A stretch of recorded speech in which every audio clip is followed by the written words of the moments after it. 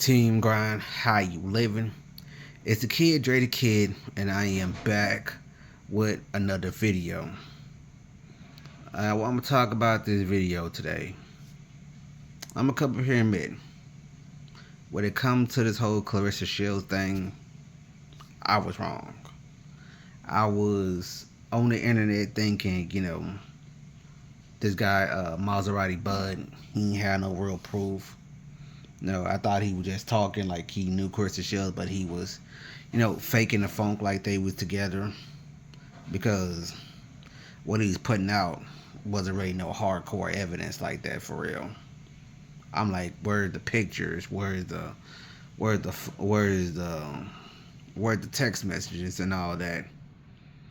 And Clarissa Shields showed her text message, and Maserati Bud showed the rest of his text messages. And for what I'm seeing, yeah, him and Clarissa had a thing going on. So on that note, when it comes to Clarissa Shields, I was wrong in that note. But let me talk about something that I'm not wrong about. Curtis Jackson is still losing. Oh man, how is he losing? How is he losing? He put out the information on Pap. He got King in some weird. Photos. How is he still losing? He up here putting that information on people. Shut up, stupid. I'm gonna explain to y'all how he's still losing.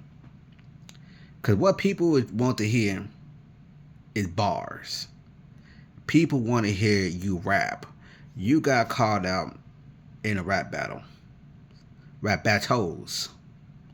by the Harris family, by Let's Rap About It podcast, and Papoose. And so far, all Curtis Jackson do was send out a few lines. That's it. I don't care what y'all say. I'm not counting the Maserati Bud intel. I'm not counting the memes. I'm counting them diss tracks. And so far, all he got is 2 lines. As far as I'm concerned, when it comes to the Let's Rap About It podcast, he already lost that. Took you 4 months to respond. Your 4 months was aight. I mean, your response was aight.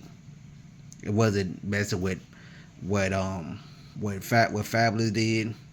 It wasn't messing with Mano did. Mano, especially when he came back with his response, was better than Curtis' response. Hey, you still hasn't respond. You still ain't respond back to Damani on the record. You ain't respond back to King on the record. And like I said, you threw one shot at T.I. In my opinion, it wasn't even that good. You ain't respond to Pap on the record. So far as I'm concerned, he is still losing. Another thing I want to bring up. It's so funny, like when it comes to time to defend one Curtis Jackson. It's so funny how so many of these dudes will start coming out the woodwork when it's time to defend him. With people calling him a rat. With people saying, he did this, with putting his hands on women. People calling out, his pen game and all that. It's so funny. So many of y'all want to come out in his defense. But when he's actually guilty of something, y'all ain't nowhere to be found. Like, what would y'all do that when he, put hands on those women at those concerts, and he was actually in court for that? He had to settle out for that. He had to do stop the violence campaigns and pay them off and all that. He got multiple allegations against him. Where y'all at? Huh? What are YouTubers and the reactors at when it comes to that? Hell, where that lawyer at? That lawyer who came out and said, "Oh, that paperwork that Curtis snitch isn't real." I don't have stand. Where you at right now?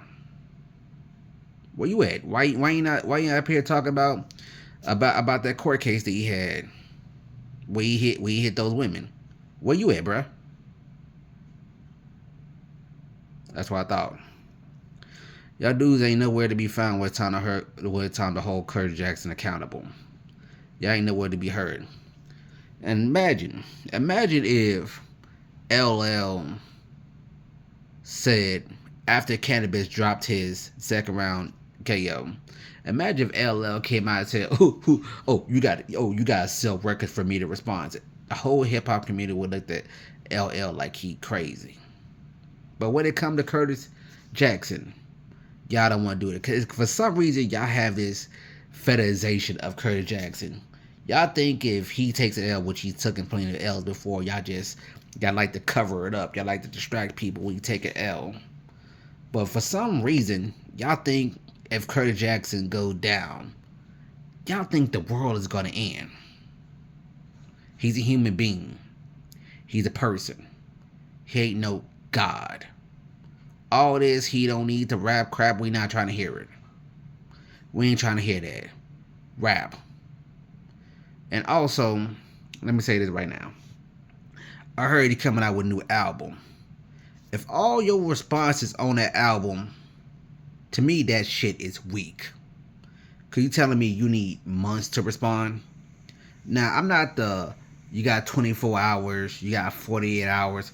Hell, I'm not even you got 72 hours type of guy. But when you need months, quote unquote, months to respond, that shit is weak. It's not the 90s. It's not the early 2000s anymore.